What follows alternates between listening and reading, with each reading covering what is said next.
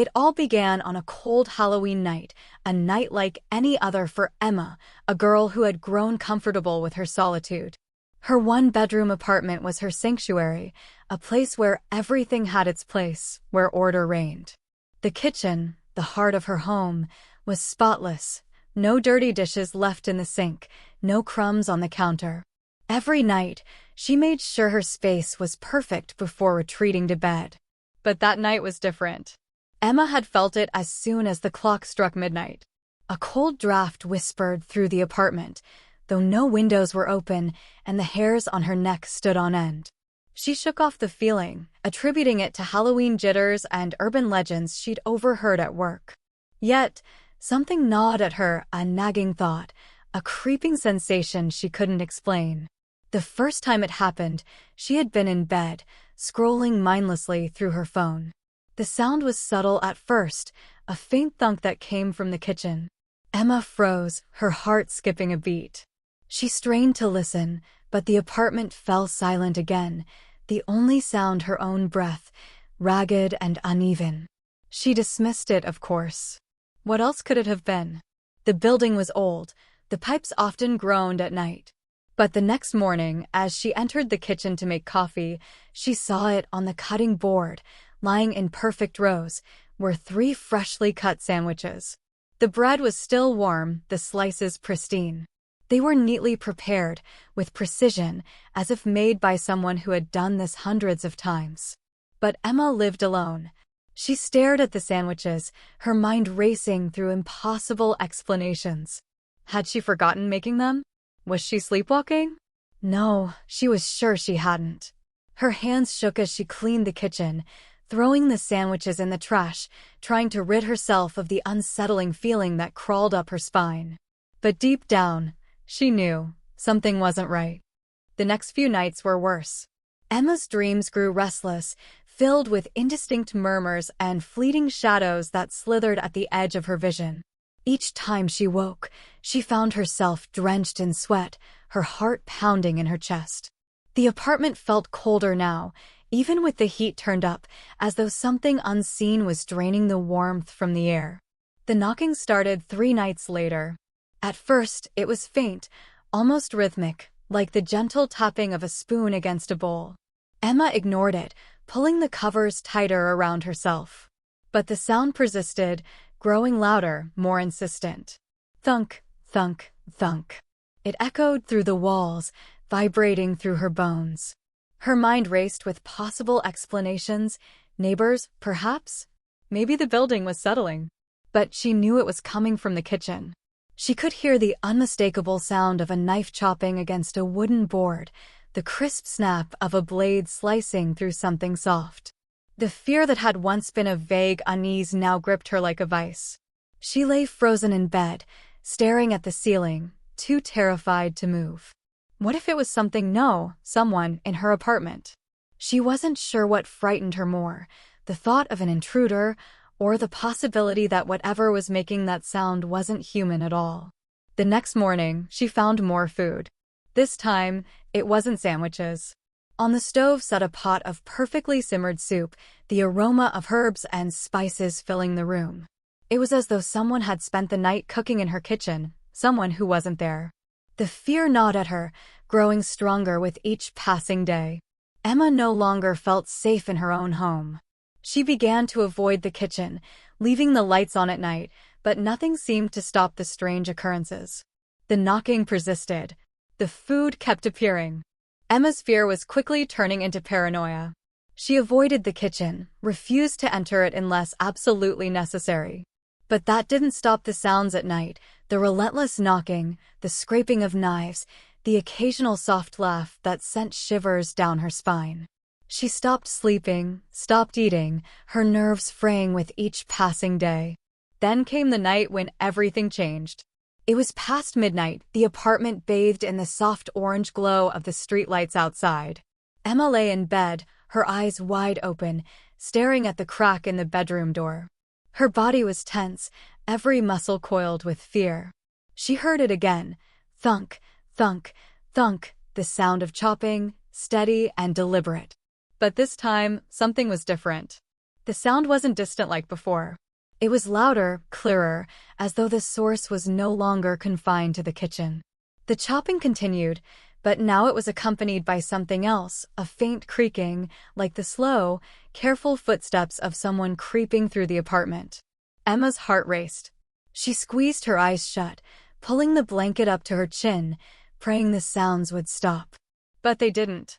The footsteps grew closer, the floorboards creaking under the weight of something, or someone, approaching her bedroom.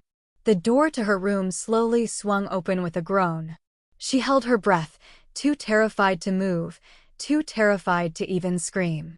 From the corner of her eye, she saw it, a figure standing in the doorway. It was dark, almost indistinct, but there was something about it, something familiar. The figure didn't move, didn't speak. It just stood there, watching. Then, in the blink of an eye, it was gone. The figure in the doorway haunted Emma's every thought. She could no longer dismiss it as mere paranoia or the tricks of a sleepless mind. Someone was in her apartment. Desperate for answers, she began researching old myths and legends, diving into stories of ghosts, spirits, and paranormal occurrences. What she found chilled her to the bone. Many cultures believed that spirits of the dead could return to the living world on certain nights, drawn to the places they once knew in life. And some believed that spirits could manifest through familiar actions, cooking, cleaning, small domestic tasks, as a way to reconnect with the living. The more Emma researched, the more she realized the truth. The figure wasn't a stranger. It was her grandmother. Emma's grandmother had been a meticulous woman, much like herself. She had loved to cook, and Emma had spent many childhood afternoons watching her prepare meals with the same precision and care Emma now emulated. When her grandmother passed away several years ago, Emma had inherited the apartment. It had been her grandmother's home for decades. It made sense now. The sandwiches, the soup, the sound of the knife chopping, it was her grandmother, returning to the place she had once called home. But why? What did she want? Emma knew she had to confront the spirit. She couldn't live in fear anymore, couldn't let the presence of her grandmother haunt her every waking moment. That night, she left the kitchen light on and sat at the table, waiting. The hours passed in silence, the apartment unnaturally still. Then, just as the clock struck midnight, the familiar sounds returned, the chopping, the quiet laughter, the faint creaking of the floorboards. Emma's breath caught in her throat as she saw the figure again, standing by the stove, preparing a meal with the same meticulous care her grandmother had once shown. This time, Emma didn't run. She didn't hide. Slowly, she stood up and approached the figure, her heart pounding in her chest. "Grandma," she whispered. The figure paused, the knife hovering over the cutting board. Then, slowly, it turned to face Emma. For the first time, she saw her grandmother clearly, her face soft, her eyes kind, just as Emma remembered. The spirit smiled, and in that moment, Emma understood. Her grandmother wasn't there to scare her. She wasn't there to harm her. She had simply returned to do what she had always done, care for her family, even in death. With a soft sigh, the figure faded into the air, leaving behind only the faint scent of fresh bread. The days following Emma's confrontation with her grandmother's spirit were oddly quiet. The once relentless nightly disturbances ceased, as if the ghostly presence had retreated after their brief encounter. The kitchen remained in perfect order.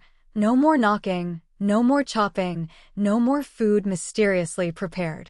For the first time in weeks, Emma thought she could breathe easily again. But she was wrong. It began subtly.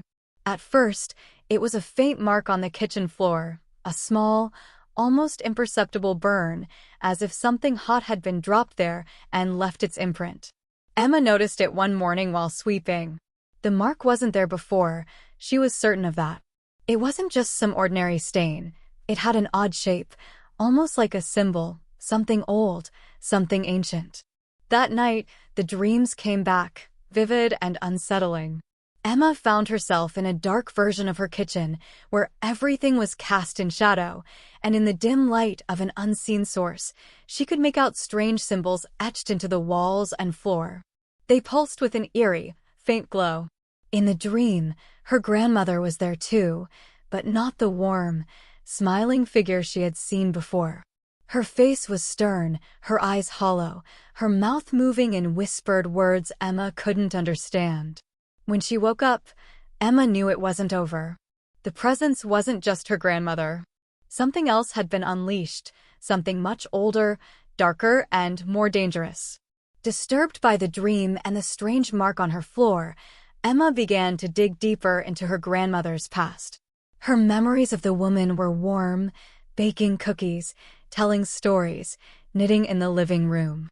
But there was always an undercurrent of mystery in her grandmother's life, something unspoken, something Emma had never questioned as a child. Now, she began to wonder. She scoured old family photos, letters, and journals her grandmother had left behind. It was in one of these journals, an old leather-bound book, that Emma found her first clue. The journal was filled with neat, flowing handwriting, documenting her grandmother's day-to-day life. But as Emma flipped through the pages, she noticed something strange. Tucked between recipes and descriptions of household chores were odd notes, references to rituals, symbols, and old folklore Emma had never heard of. One passage, in particular, sent a chill down her spine. The kitchen is the heart of the home, and it is where the veil is thinnest. The ancient ways must be honored, or the door will open. Emma read the passage again and again, trying to make sense of it. What rituals? What door? And why the kitchen? She turned the page and found more symbols, symbols that matched the mark she had seen burned into her kitchen floor. Her hands trembled as she read further, learning of her grandmother's secret practices, how she had performed these rituals in the kitchen, passed down through generations. But why had they been forgotten? And what had Emma unwittingly awakened by confronting her grandmother's spirit? The symbols, the rituals, the strange occurrences, it was all connected. Emma knew she was running out of time. Whatever her grandmother had been involved in, it wasn't just harmless folklore. The symbols, the rituals, it was something darker. And now, the kitchen, her once peaceful sanctuary, had become the center of a growing supernatural force. She started to notice the changes. The air in the kitchen felt thicker, colder, as if something was pressing against the walls, trying to break through. Sometimes, when Emma looked into the shadows, she could see the faint outline of figures moving just out of sight. They were always there, watching, waiting. Desperate for answers, Emma reached out to a local historian, an old woman named Zoya who specialized in ancient rituals and folklore. Zoya listened carefully as Emma described her experiences, her grandmother's journal, and the strange events that had unfolded. "This is not just a haunting," Zoya said gravely. "The kitchen, your grandmother's rituals, they opened a door between worlds. The veil that separates the living from the dead is thin there, and something has crossed over." Zoya explained that the symbols Emma had found were part of an old practice, meant to keep the spirits at bay, to honor them, and keep them from entering the world of the living. But if the rituals were disrupted or forgotten, the spirits would grow restless, and the door between worlds would crack open. Emma felt a cold sweat on her skin. The dream, the kitchen, the symbols, everything was leading to this. The veil was breaking, and whatever was on the other side was trying to come through. "You must close the door," Zoya said, "before it's too late." Armed with the knowledge Zoya had given her, Emma prepared for the ritual to close the door between worlds. The instructions in her grandmother's journal were cryptic, but Zoya had helped her translate the old symbols. Emma gathered everything she needed: candles, herbs, salt, and a few of her grandmother's old belongings. She placed them carefully around the kitchen, creating a protective circle as described in the journal. The house was unnervingly silent. Emma could feel the presence lurking, watching, waiting for her to fail. Her hands trembled as she lit the candles, whispering the words her grandmother had once spoken, hoping they would be enough. As the ritual progressed, the temperature in the room dropped. Emma could see her breath in the air, her skin prickling with cold. The shadows in the kitchen began to shift, twisting unnaturally, forming shapes, figures. Ghostly faces stared at her from the dark, their eyes filled with sorrow and anger. Among them, Emma saw her grandmother's face, but it was not the warm, loving expression she remembered. It was cold, distant. The symbols on the floor glowed brighter, pulsing in time with her heartbeat. The door between worlds was almost open now. She could feel it, a tear in the fabric of reality, a pull that made her bones ache. Then came the voice, deep, guttural, and ancient. It wasn't her grandmother. It was something far older, far more dangerous. "You cannot stop this," it whispered. The door was opened, and it will remain open. Unless... Emma's blood ran cold. Unless what? "A sacrifice must be made," the voice said.